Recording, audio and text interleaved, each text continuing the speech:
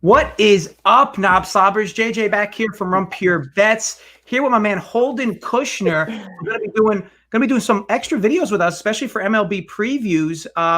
Holden, for those that don't know about you, why don't you give them a quick little bio or an auto bio? So hold on a second. Your third word was knob, and your fourth word was slobber. It took you 3 words to get me going today. So good job, JJ. There we go. Yeah, I'm just a guy. I'm a guy. I've been betting casually for 20 years. Did a show out of Mandalay Bay 20 years ago, a nationally syndicated talk show, and I love it. And I'm going to come over and work with you guys, do some stuff with you. Huge fan of yours, obviously. I was introduced to you by talking about your grandmother shitting all the time, and that got me hooked, and I haven't left since, JJ. Awesome. Yeah, no, I've been looking forward to working more with you as well. I think people will enjoy these videos too. So we're going to do a few of these a week, previewing the whole slate. So in this case, obviously tomorrow's slate, Friday slate, one of the biggest, obviously, of the week. And then we're also going to be doing Saturday recaps as well, or previews, if you will, in the mornings.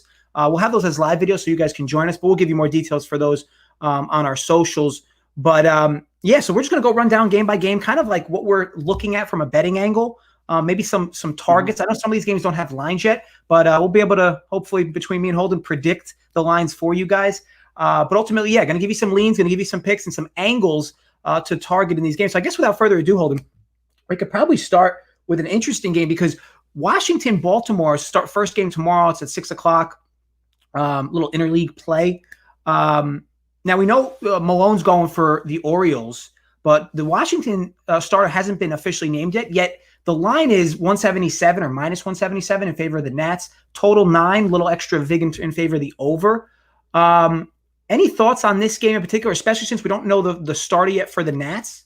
Yeah, I think that the odds makers probably looked at the Orioles and the Marlins playing, and then they saw the Marlins just dominate the Orioles. That's the first thing, because the Orioles are a really bad baseball team. I mean, they got a couple of guys that can pop. Their rotation is a complete disaster. Look, Tommy Malone is a soft-throwing left-hander. He's not a very good pitcher. So he's going out there tomorrow. It does make sense.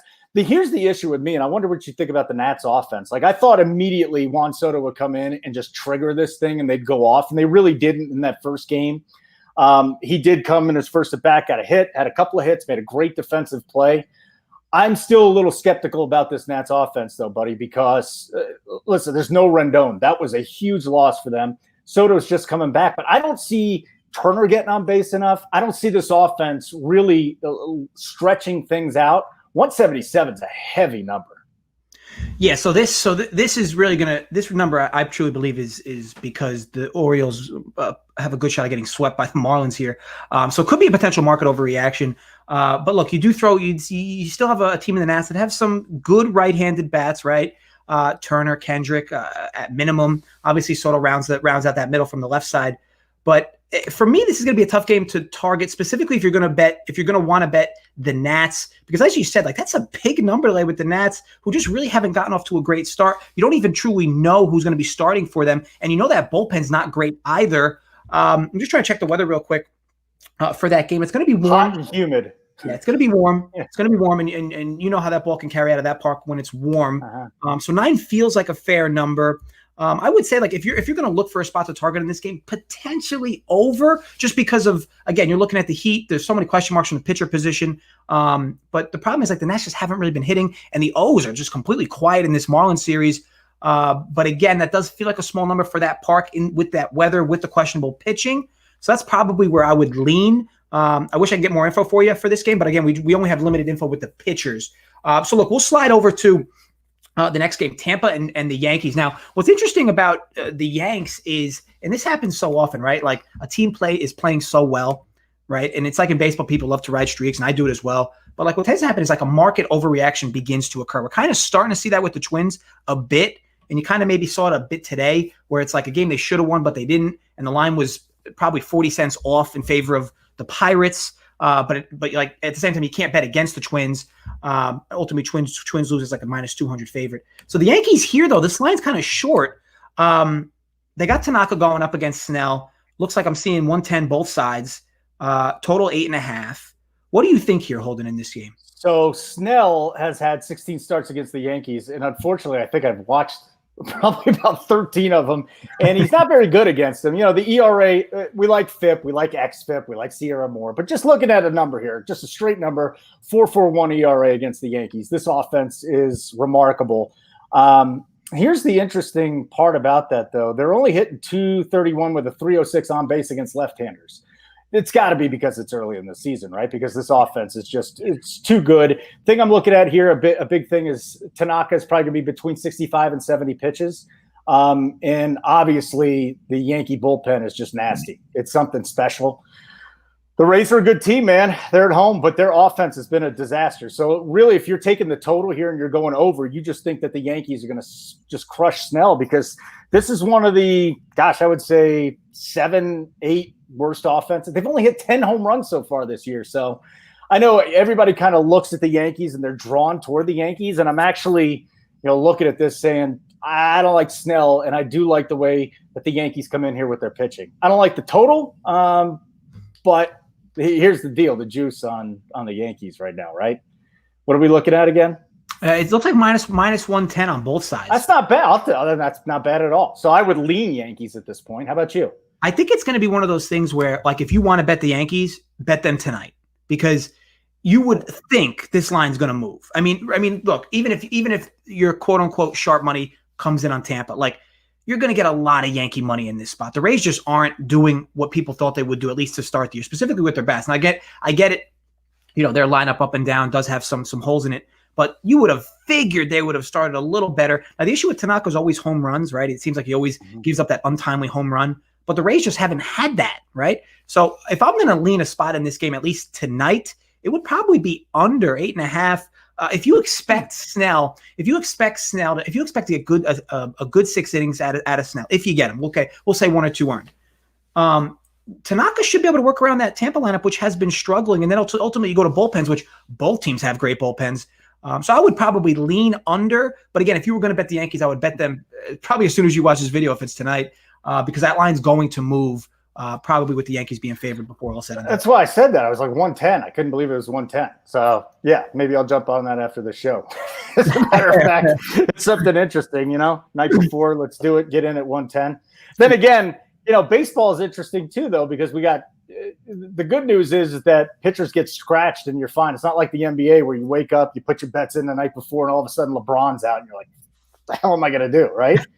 So at least I can put my bets in the night before and feel a little bit more comfortable in baseball. Yeah, I mean, I know some books said that this year, take it or leave it, like whoever's in, we're not doing listed pitcher for this year in particular because of the virus. Uh-huh. But still, you have a lot of books that will still grade pushes if or just give you a refund if the pitchers aren't listed that are starting. Okay, we can move over to Philly, Atlanta. So Vince Velasquez going up against Kyle Wright for the Braves.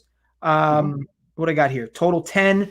Again, another game, minus 105, both sides. So Vince Velasquez, always interesting, right? Your prototypical sexy pitcher, your guy that can get strikeouts, your guy that can throw 7 innings, get 10 Ks, look like one of the best pitchers in the league, and then like for 3 straight starts will give up 6 earned.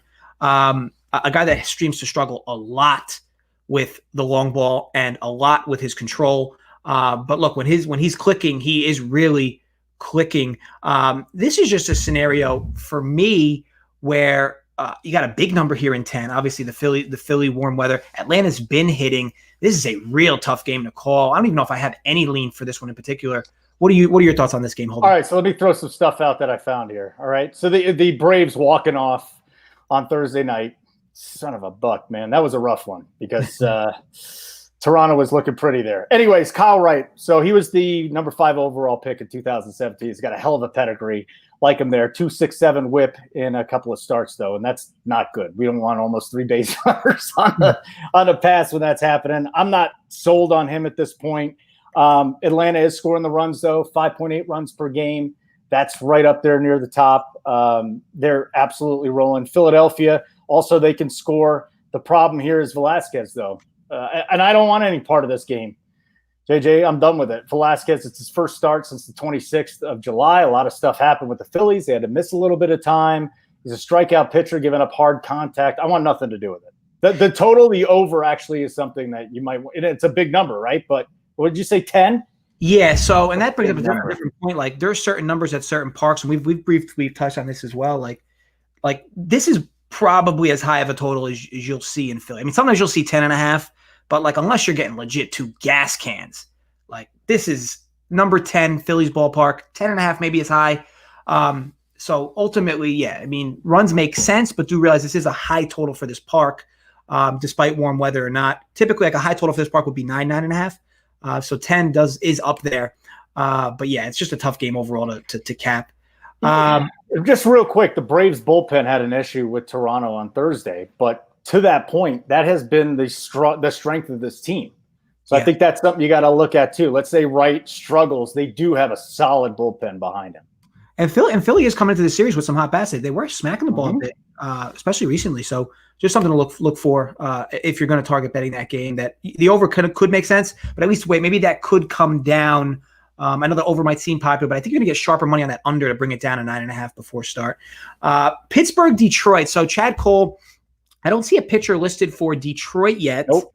But another game where -115 in favor of Detroit, small line, total 8.5. Any thoughts here, Holden? Yeah, because Kuhl's going to go. It's his first start in 2 years. He had a little bit of action there, but they're going to follow up with Steven Brault. To me, the Pirates are the worst team in baseball right now. They have probably the worst bullpen I've seen. They have the worst offense, 3.25 runs per game. I think between them and the Indians, it's just about that bad.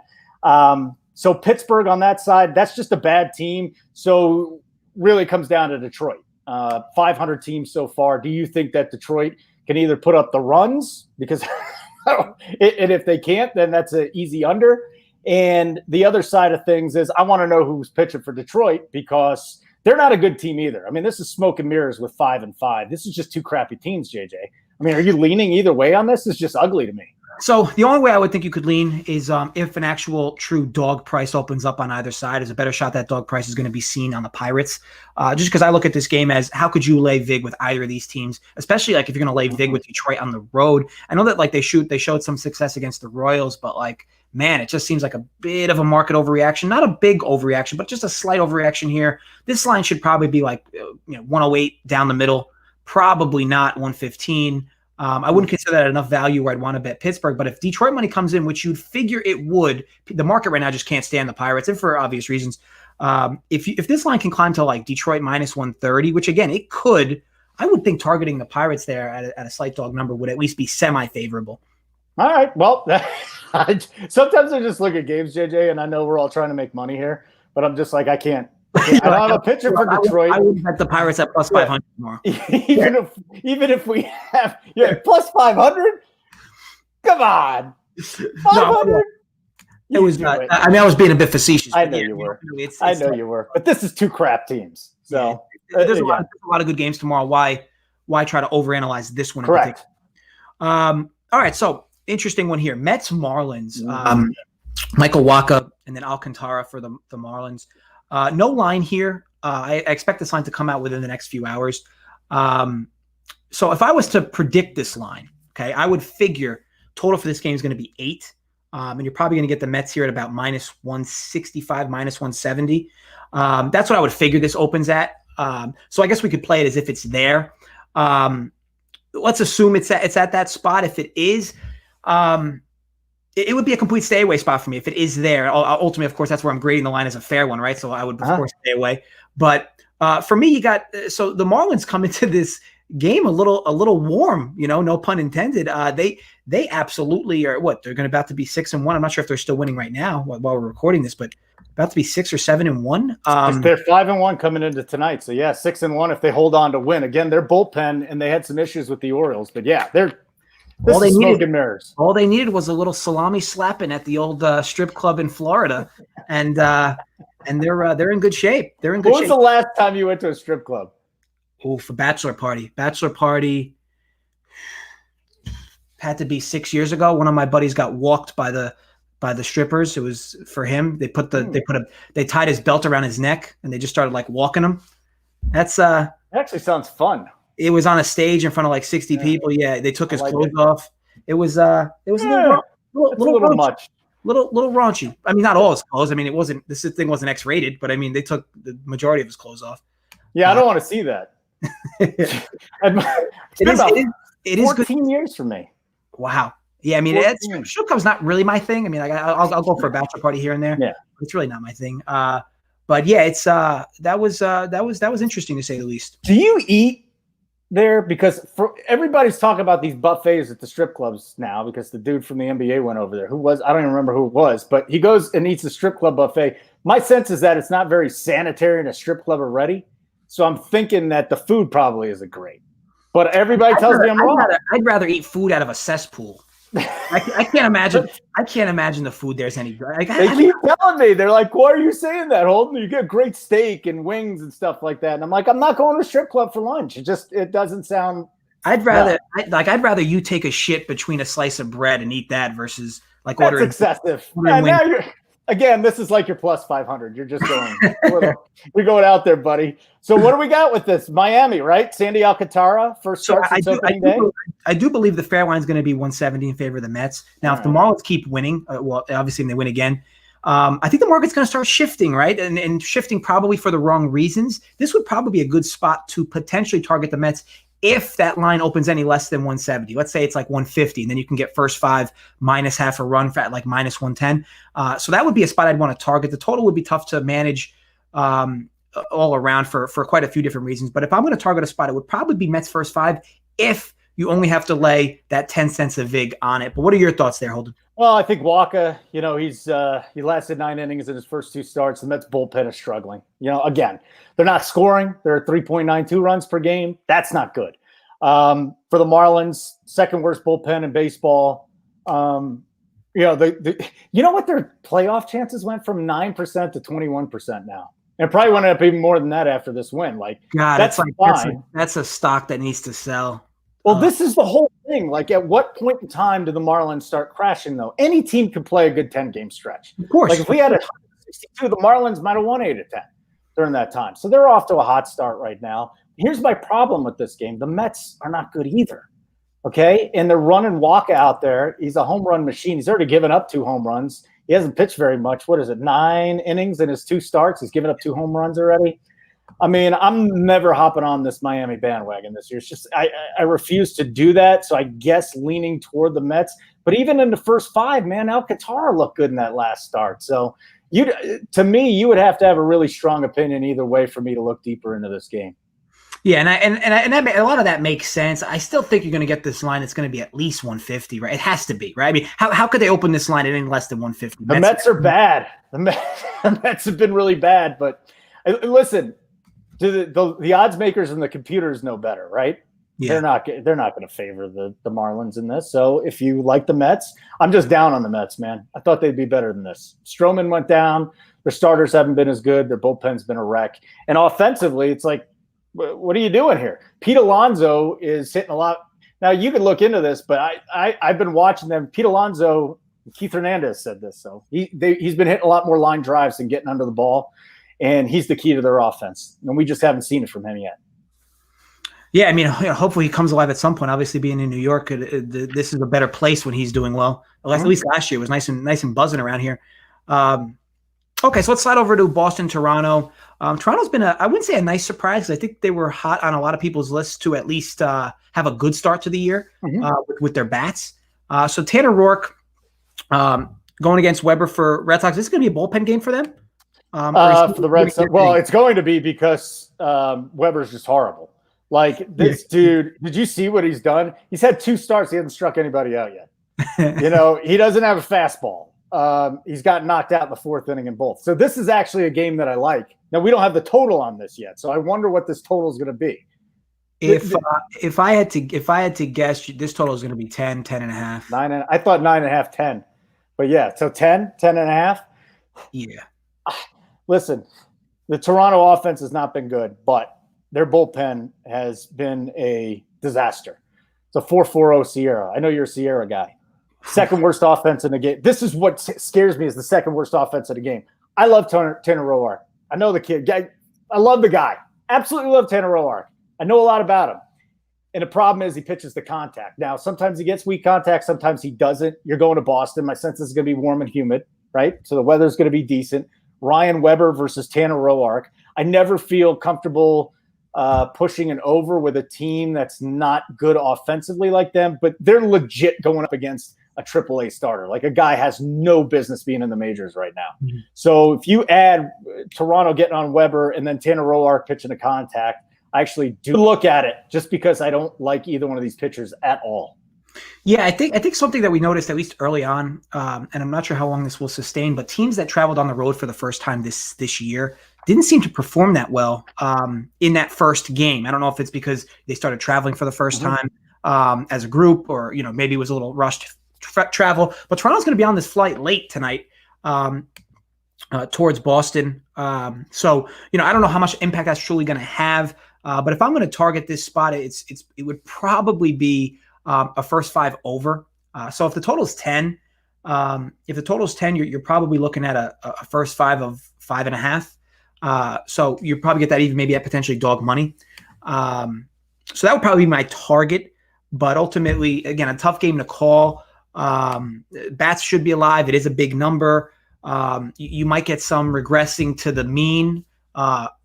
Progressing to the mean, maybe. I'm not sure how good his advanced numbers are, but are they just as bad? Dude, the guy just has no fastball. He has no velocity. I honest to God don't know how he's here. Like, Boston is just that depleted. He should not be in the rotation. So you could argue, because Boston's going to be favored here. You could argue, Toronto might not be a bad idea as a road dog. I'm not going to tell you're wrong. Like I said, I just think this is a spot. But again, this is not like Kuki Toussaint shut down the Blue Jays in that start. Their offense. That is the big thing holding me back here. But again, you got this guy going out there. He's 29. He's a journeyman. I mean, if Toronto can't score runs in this game, then I'm just writing them off for a while. I'll check back in later in the season. You can't do that, man. You can't do it. This guy is a disaster, though. Could you imagine that? Maybe a team total in favor of the Jays then for you, Holden. All right. I'll see. That is one that I got 2 games that are circled, and that's one of them. Okay, so Royals Twins, one of the hottest teams in baseball. I mean, lost obviously today, but one of the hottest teams in baseball. So Jeff Junis, and then the young kid Smeltzer, the lefty for Minnesota. Seeing the line right now, Twins -165, total 9. This game at this number is going to see a tremendous amount of Twins bets. Now, I don't know about the handle, okay, but just in terms of just your overall general public's going to look at this line and be like, wow, Kansas City sucks. I only have to lay 165. And the tricky part about lines that are like 165 means that basically you can get a first 5 line of about -120. Minus half a run at -120. So I think that's going to be something a lot of people target. Now, Smeltzer hasn't had a great start to the year, but Holden, what are your thoughts on this game? Listen, the Minnesota offense, we know they're great. They've got a terrific bullpen too. I don't know how deep Smeltzer can go into this game. He's not really ramped up on pitch count. Their bullpen, the Minnesota bullpen's 306. So in a C area, that's 8th in Major League Baseball. And I think they're better than that too. So Kansas City coming off that blow-off win against the Cubs. Jake Junis, he's given up a runner and a half, 1.48 whip. That's horrible. Doesn't strike guys out. 8.4 Ks per 9. He averages giving up a home run per start too. So there might be a player prop in there to target against Junis. But that's a bad bullpen with Kansas City. So maybe you're right with the first 5. The question is, what do you think Smeltzer's going to do, right? But maybe the total. What is going to be the total through 5? So I think people are going to wake up tomorrow and the total is going to be 9.5. I mean, right now it's 9 consensus, but it's going to be 9.5 tomorrow. People are going to just bet this over. But if you're going to target this, I would think tonight you could probably get Minnesota first 5. Where again, if a book offers first 5 for you, you'd be able to get it. If you have to wait, you're going to get stuck. But ultimately, I'm seeing 160, 165 now. This thing is probably going to shoot to 180, 185 by the time this game starts. I would figure at least. I mean, it could even go higher. I don't understand how you, like, at what point you would consider, at what point you'd feel good about betting Kansas City in this game. Like, I know that Smeltzer, sucks, and Junis is at least average at best. But man, I mean, up and down that Minnesota lineup is just so much better than Kansas City. But interesting to see how that goes. Again, if I was going to target it first 5 tonight, Twins, just because you'll at minimum be able to buy back the other side if you wanted to tomorrow at a much better price. Yep.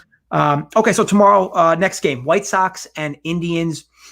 What do you got? Cease and Savali?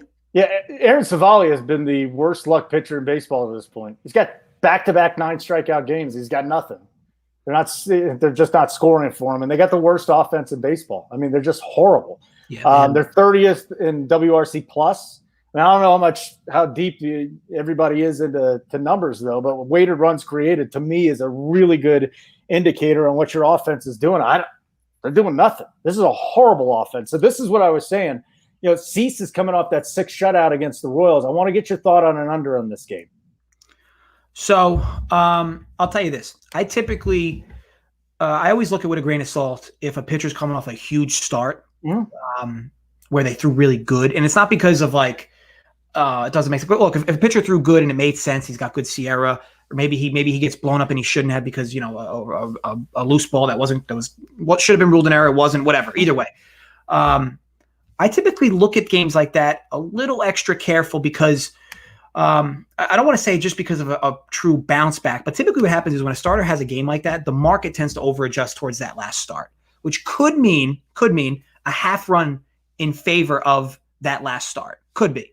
And not in all scenarios, but it definitely could be. And it could maybe a line like that could open a half run off where it shouldn't be, and the market may even move it further. So this line here, seeing it at 8.5. So the White Sox have been hitting. Okay.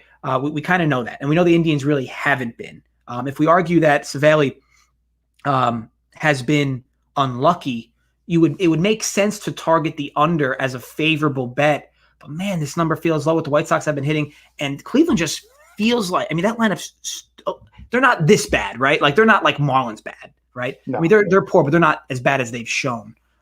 This line feels about a half run off at 8.5. But I couldn't bet the over. I mean, I couldn't bet the over. It just feels a little low. Well, let me just say this about Cease, though, that they really worked with him on spin rate this offseason. He has located his fastball, even going back to camp. And then in that last start, he located his fastball. He located his curveball. He has been an abomination in, like a year plus since he's been here.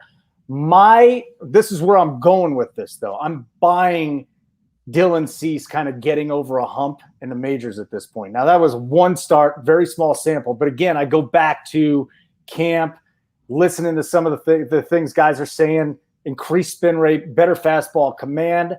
That's why I'm leaning towards Cease a little bit more, well, a lot more than you would, just because of the other things I've seen. If you just look at the numbers of his past, he's been awful in the majors. I'm going to buy, at least for this start, maybe a couple more starts, I'm going to look at Dylan Cease, give him the benefit of the doubt here. I think he can start building on this. Now, we might look at 3 weeks and you go, I don't even want you on the show anymore because you thought Dylan Cease was going to break through. That's fine. Whatever. I'm not going to, put my mortgage on this, but I think Cease and Savali, I like this. And I think the offense is horrible at the Indians. The White Sox, they can hit. First five under there. I'll be 4.5, and you won't pay a lot of vig on it either. Thank you. Where'd you get that, DK? No, I'm with a total of 8.5 with a little vig in favor of the over. Yeah. You'll get a line of 4.5 without much vig on it. Minus 108, minus 110. Yeah. All right, cool. So we lean under there. Milwaukee. Well, how about you? Do you lean under there, or no? You're just like I'm fine with you taking it, but I'm not taking it. Yeah, well, not that I'm like a vagina about it, but I mean, I think that it's a number that's a little low for me because I know the White Sox have been hitting. Cleveland just feels like they should be playing. They should be hitting better. Mm-hmm. But you're right. I mean, you got two arms that have been throwing well. It wouldn't be a spot I'd like to target it really in either direction, but the first 5 under does make sense. Definitely makes sense. I'm very fond of vaginas, so you can say you're acting like one, but I like that actually. So JJ, Reds and Brewers. Yeah, Reds and Brewers. So Eric Lauer, the old Padre, going up against Trevor Bauer. Wow, these names are last names are awfully familiar. Or at least close. 4 out of 5 the same. Now, I think Bauer's going to eat a lot of money here, right? He almost has to. You look at a line minus 122. Milwaukee. I mean, Yelich, man, what a slow start for him. He hit an inside the park home run tonight. Oh, thank God. Who was it? Jimenez fell over into the. Maybe that's all he needs. Maybe that's all he needs. I mean, Jesus, it's crazy. Yeah, I mean, Jimenez looked at the ball. It was right in front of him, but bounced, and then he ran after it and fell into the stands. Like a Manny Ramirez type play. You got to watch it, dude. It's such a bad play. But yeah, maybe that'll get Yelich going, right? Because their offense just. Now, Lauer always had good home road splits with San Diego. I'm not sure how much the same is going to retain here. But ultimately, I think it's going to be one of those spots where I think you're going to get a lot of your sharper money that comes in on Milwaukee here. And I'm not sure. And this is one of those lines where you might look at it and think this line will inflate by the time you wake up. I'm not so sure about that. I think this line will probably stay pretty close to 125. I think your majority of your public is going to be on Cincinnati. I think your sharp money is going to be on Milwaukee here. Getting a dog price at home. I mean, a tough spot overall. For me, if I'm going to lean in any direction, it would actually probably be over. You got two juicy lineups here and a number that's just really not that big for this park either. So for me, I would probably lean over just because if you think since he'll get a few runs out of Lauer, which would probably be assumed, they got some decent righties, and then Milwaukee should be able to get something going against Bauer.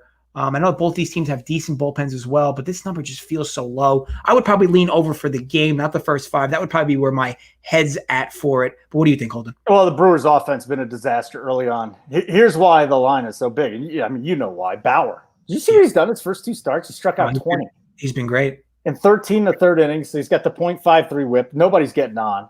The Reds have struggled a little bit against left-handed pitching, but what are we talking about? 4 games? So I have a hard time really buying into that at this point. Lauer, see, this is why. If the Sharps are going to the Brewers, I understand why. I just have a hard time betting against Bauer right now, given the role that he's in. It seems like he's back to where he was a couple of seasons ago. So Brewers offense already struggling going up against Trevor Bauer. You're going to have to convince me a lot more. Give me another couple of reasons to go with the Brewers in this one. For me, I feel like if this game was opening day, this would be -110 both sides.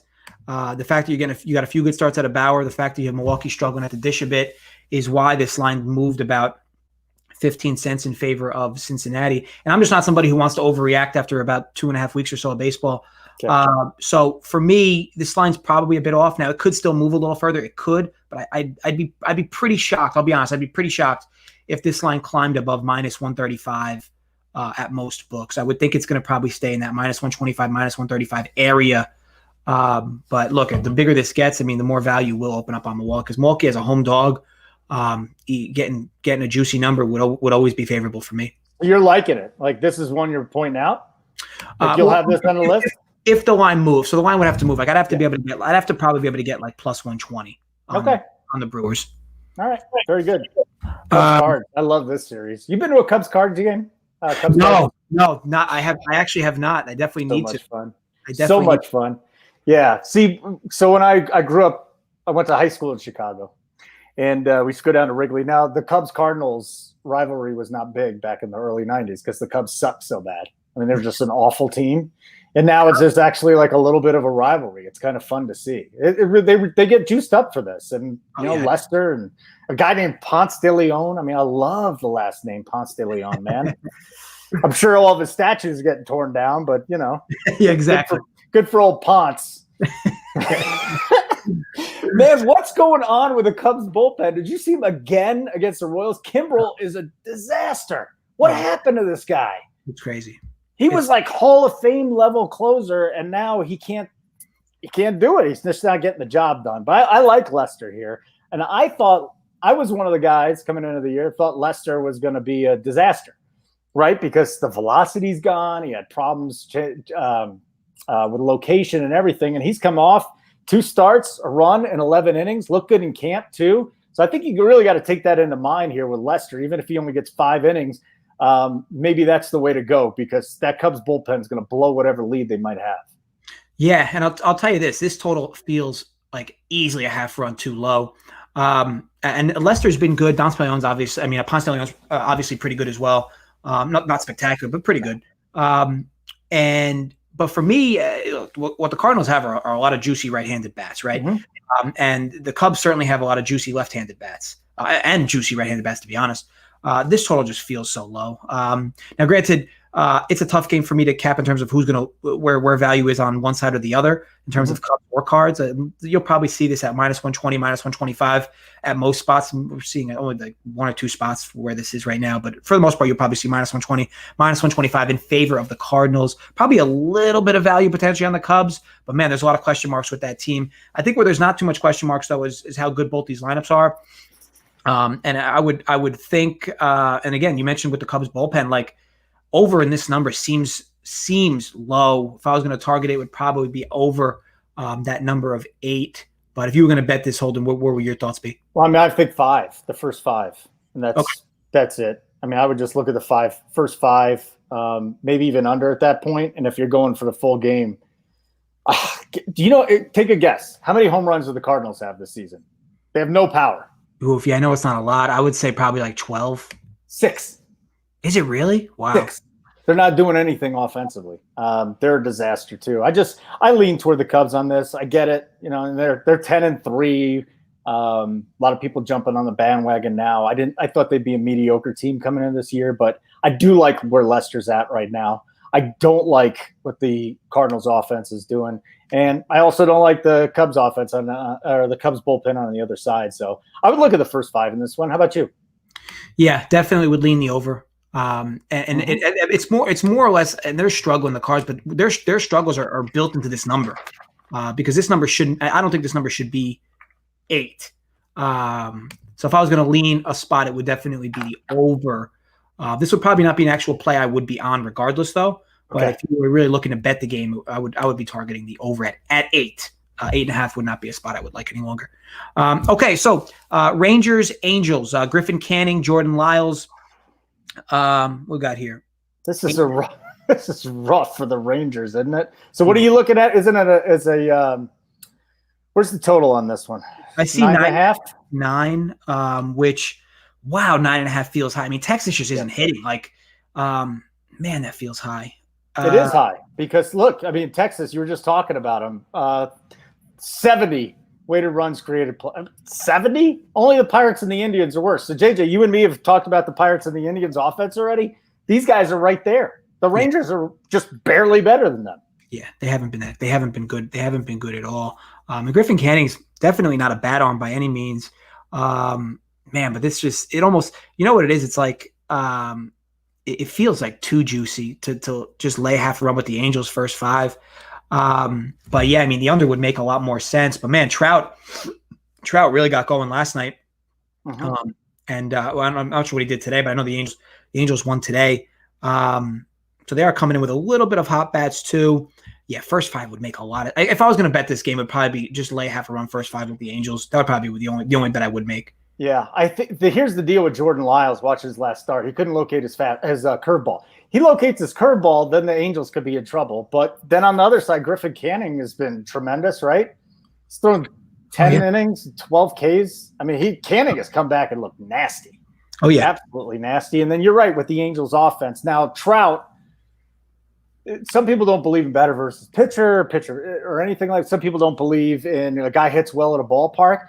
Mike Trout goes to Seattle and just destroys them. Okay, so so he's not there anymore, but he goes to a great hitter's park. So there's the question, right? They're down in Texas. Is it still a great hitter's park? We've only had a couple games there, right? Yeah. So I can't predict that. I do like Canning a lot, though. I'm pretty sure I know what I'm going to get with Canning, that he's going to keep me in it. So what's the first 5 line? Well, if the line's -160, which is what I'm seeing as a consensus, a little less, maybe -158, you're looking at a first 5 line that's going to be about -115, laying half a run. I've seen worse bets. I'm not going to be completely convicted on that, but I've seen worse bets. I'm a Canning fan, though. Yeah, and it's just tough to back Texas right now. Like, I mean, they're just. I mean, I get it. Like, it's not going to be your typical sharp play. You know, a lot of people are going to find this a popular play tomorrow, laying the half run with the Angels first 5. But that would be the only bet I would even think about targeting for this game. Yep, not on it as much. The Houston-Oakland game that we're going to talk about in a second. This one's fun though. This is going to be fun. We could skip right to it if you want. So we have Bassett going against Greinke.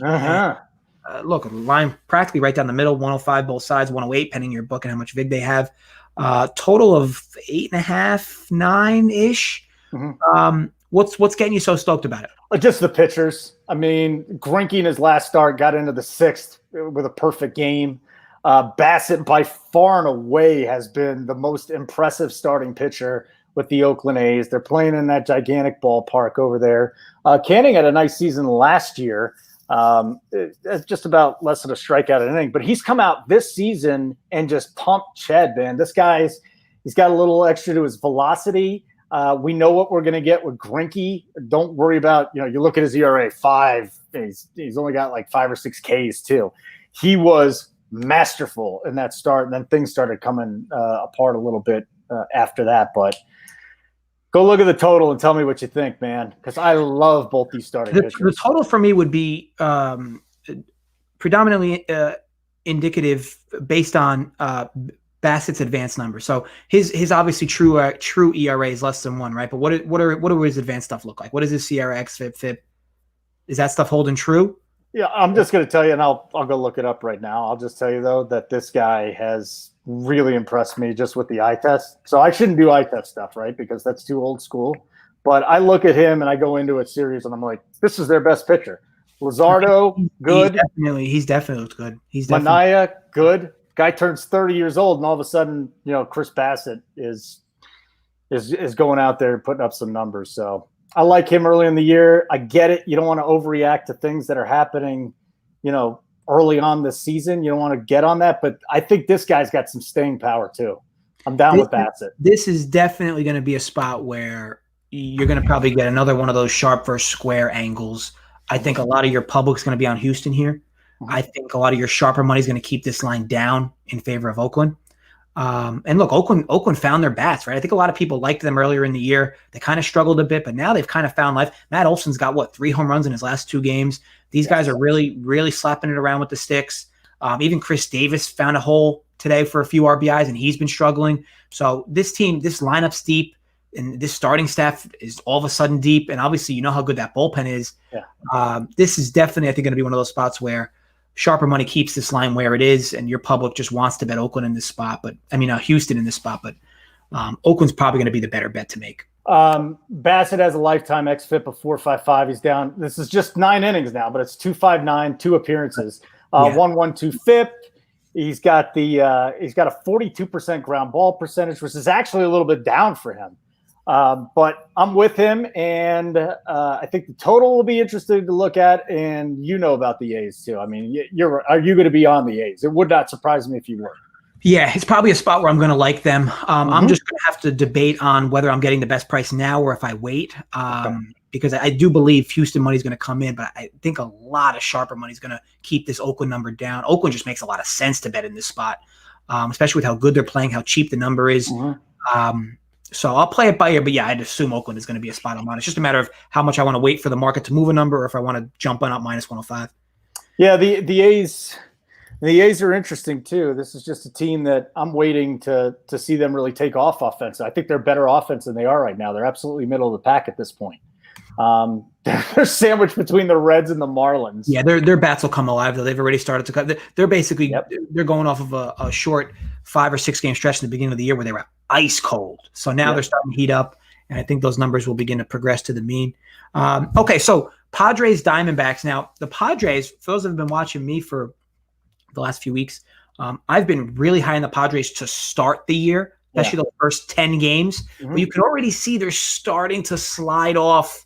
And I mentioned earlier in the year I liked them specifically, but again, I wasn't as big of a fan past 10 games, and we're already starting to see them skid a bit.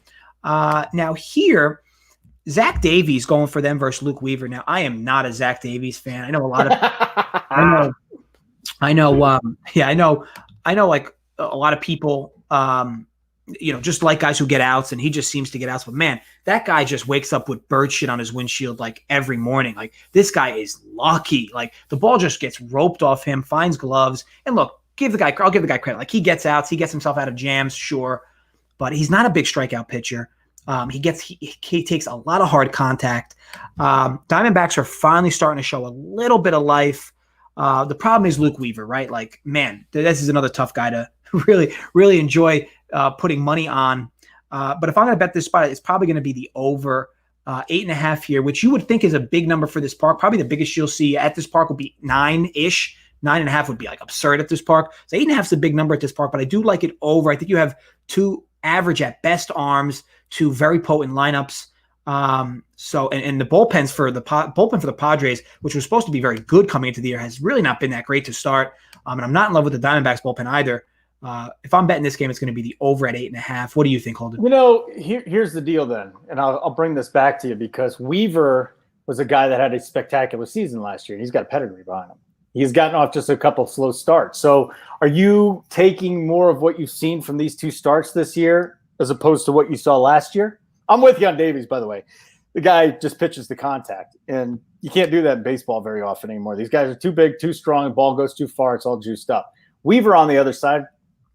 So Weaver had a good year last year. Maybe it was the humidor in Arizona that helped him out of it. But his Cardinals run really wasn't very good. Now, granted, he did show a lot of good life last year. And I believe he had good home road splits, if I could be mistaken. He was a little better at home than he was on the road. But either way, or maybe I have him inverse. Either way. All right. Here, let me get it for you right here. I got it. So last year, home games, and I don't have the advanced stats, 377 at home, 227 on the road. So better on the road than he was at home. Much better on the road. Okay, yeah. So I don't know how much I take for that is where maybe it was an anomaly. Maybe he just was more mentally prepared for road games. But either way, like I just don't truly buy into Luke Weaver. And maybe that's more of a personal take versus an actual analytical one. But for me, this number, it just seems low at 8.5 when I take all factors into consideration. So that would probably be the spot I wouldn't lay 125 with Davies. It's probably not big enough of a price for me to want to back Arizona. Their offense is waking up though. Yeah. You see what they did the last couple of days against Houston? You wonder now this is like, all right, you talk about a small sample, just a couple of games, but do they carry it over and get hot?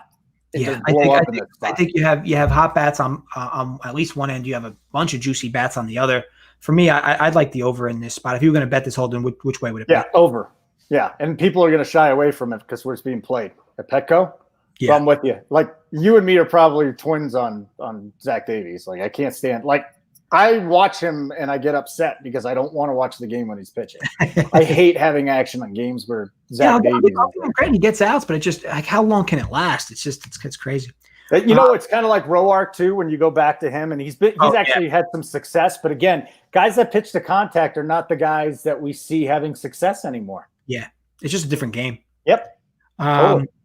So Seattle, Colorado. My boy Kikuchi, lefty. I am, a closeted Seattle fan, by the way. And then Senzatella for Colorado. Why? When I started watching baseball when I was younger, I was probably like 5 or 6 years old. Alex Rodriguez, Griffey, Jay Buhner, Randy Johnson. I covered that team. Hold on, it was 98, 99. I covered them. Most of those guys were on the team, though, dude. It was amazing. It was one of my favorite experiences covering that team. They didn't win anything, but yeah, I mean, it's a shame. How did they not win anything? It's a good question. They just didn't have enough starting pitching, I guess, behind the big unit. Yeah. Well, how about these Rockies to start the season, man? And of course, nobody's talking about them in Colorado. No one gives a damn out here. But so that division is actually looking like it's going to be a toughie for the Dodgers. Like, people thought they were just going to run away with it, and they still might. But man, the Rockies have some potent bats. Obviously, the Padres are potent. The Diamondbacks are waking up. Like that's a good division. But either way, Rockies have had a good start. How long could it last? Again, who truly knows? But this is two teams with two bad pitchers. Not in this spot, but just in general, they have two bad staffs, two bad bullpens. And you're getting a game in Seattle with a decent total. So 8.5, seeing some 8.5, some 9. This line's -105 down the middle. I'm going to be honest. This is going to be a game I'm going to be completely off. There's just a lot of good games to target tomorrow. This is not going to be one of them for me. But do you have any thoughts here, Holden? Yeah, I mean, I'm with you on Kikuchi, though, dude. 89 pitches, 20 swings and misses the other night. Yeah. Yeah, this guy. He's getting there. So hopefully the rest of the public is not going to realize that he's going to start ramping things up because he really is a good pitcher. And we'll get some good lines on that later. But I'm with you. Listen, the Rockies, when they away from home offense, there were some unders too here in Colorado during this last series. They were. I think every game was under. Yeah. Yeah. So the offense for the Rockies really has not gotten going, and now they're going on the road. On top of that, Senzatella, good pitcher, like him, had a bad season last year, but again, not a guy that's gonna blow you out with strikeouts. He's got 9-11 innings to this point. I don't like it. I don't like the Mariners. There's about 3 bats in the Mariners offense I like. Kyle Lewis is a lot of fun. Austin Nola, Moore. They really don't have a lot of offense, though. So maybe, God, I really have to – I'm actually going to look into this game a little bit more tonight then and look at the total. Because what are you looking at, 8.5, I believe? 8.5 and 9. I think it's God, if I could get that at 9, that's something I'm looking at, buddy. Should be 9 at DraftKings. Yeah, then right after we get done with this, then I might look at that and seriously consider it just because I think there's good things going in the direction of both pitchers here. That makes sense. All right, so the last and final game. Why don't you just say you're a fucking idiot? Like, you don't have to be nice about it. You wouldn't bet it. I don't have any angle on that game. So I mean, look, if I was somebody who was like, yeah, pound the over, yeah, it would have been like, you're a moron. But no, I'm playing Switzerland on that game. All right, good job. Dodgers Giants last game. Urias versus Jeff Samardzija. What's the Dodgers total? Huge line here. So minus 250. Totals 9. This is going to be your typical like late game chase for a lot of sports bettors. It's just 5.5. You think it's going to be 5.5 for the Dodgers? Their team total. Not 6. It has to be 5.5. Yeah, it can't be. Right? Because ultimately at 250, you're looking at a run line that's probably going to be minus 120, minus 1. Actually, no, that run line should be close to minus 140. So you're definitely be looking at a 5.5 versus 3 and 5.5, 3.5. Yeah, it's got to be probably 5.5, 110. Yeah. So Samardzija's just trash. God, you know what? I hate my whole thing is be critical but fair. So I'm trying to be fair here to Samardzija, but he had so much great stuff, life and everything. And he had a decent year last year, right? He's gotten off to a slow start. He's not a strikeout pitcher anymore. You know, he goes out there, they're just throwing bodies at the wall. I can't believe he's 35 years old already. Oh my God. I was there the day he signed his contract with the Cubs. It's crazy. It was like 2006. God, that's a long time ago. Good Notre Dame football player. Anyways, I am always up for betting against Jeff Samardzija. So, if you got 5.5 and the juice isn't too nasty, I might target that. Yeah, that makes sense. This is going to be a spot I have nothing to do with on any front. Big number overall. I mean, you could get silly and bet a team total under for the Giants, but man, you'll sweat that for 9 innings. Yeah, I'm not doing that. And the only caveat to betting the team total over for the Dodgers is you're looking at 8 at-bats. So just something to consider there as well. But other than that, like it's not really a spot I target. And I'll tell you this because ultimately we're done. I want to make sure I give out at least one play for me. The play I'm going to be on is 100%. I'm going to be on the Athletics tomorrow. It's just a matter of the price. So I think that depending time you watch this, maybe you'll see 105. Do realize 105 is a good price. But if you can get plus money somehow on Oakland, you can do that. But I'm cool at 105. I just feel like it's a spot where a lot of Houston bettors are coming to life for this game, but a lot of your handle is going to be a lot bigger in favor of Oakland. Oakland just makes a lot more sense to bet. Going to definitely be a spot I'm on. Now, Holden, what's one bet maybe you want to give out for the official? I think that, you and I were just talking about the same thing there with Oakland. The other one I'm going to look at, and I know this is a risky play because if you don't believe in Cease, and I could look like a complete dumbass when we do the show on Saturday, be like, hey, nice start out of Dylan Cease. Way to go spin rate. I'm going to go under on the Indians and the White Sox. Just looking at where the line comes out. What is it, 8.5? 8.5. If I can get it at 9, I'm definitely going under. Okay. Definitely going under. I think I can find it at 9 too, I bet. That's the White Sox offense is great too. They got 11 games where they've had 11 players with 3 hits in a game. It's happened 11 times for them this year. Wow. They have such a good young offense. They've been smacking it. Yeah, I think hopefully later in the year we'll have a little time. Maybe their offense will continue as these young guys get a little bit more like Jimenez is out there, yeah, but Luis Robert is a stud too. This might be an offense we're going to want to target here in a couple of weeks if they start really teeing off, because I think they're legit. I agree, and they've been playing really well. So ultimately, you hope that they can ride a little more momentum. Again, it's always fun seeing a nice young team do well, right? Yes. But yeah, it's been fun doing this video with you, Holden. If you guys enjoyed the video, as always, thumbs up. If you did not enjoy this video, I hope someone takes a shit in your mouth. As always, drop comments below. Any questions you have? That is so excessive. I'll drop comments. That is so excessive. With any questions you have on the games, I'll definitely be checking on them in this video to see if you have anything. Also, follow us over at Run Pure Bets. We post a lot of stuff on there. We have a fun Discord to join as well. Holden, where can they follow you at? At Holden Radio. And go fuck yourself. Awesome. There you go. Keeping it classy. You told people to eat shit. I'm like, go fuck yourself is a nice. That's what it's about. That's what it's about here. You know how excited I was to do this show with you today? Watching. I didn't smoke any weed all day to stay. I'm going to stay sober this whole year to do this show. Once 7 o'clock comes, I'm done. Like, it's over, dude. If my kids aren't at my house, I'm just kicking back, watching games, smoking, and listening to the kegs and stuff. But no, it's nice. I actually stayed sober. We had a good show. I'm so happy. Awesome. Thumbs up. Awesome. But yeah, stay tuned, guys, for us. We'll be back on Saturday morning. We'll do it as a true live video with you guys. Do a little more interacting. I'll give you the time up. We'll post it on our socials. And again, follow him at Holden Radio. Again, thanks, guys, and stay safe, and we'll see you soon.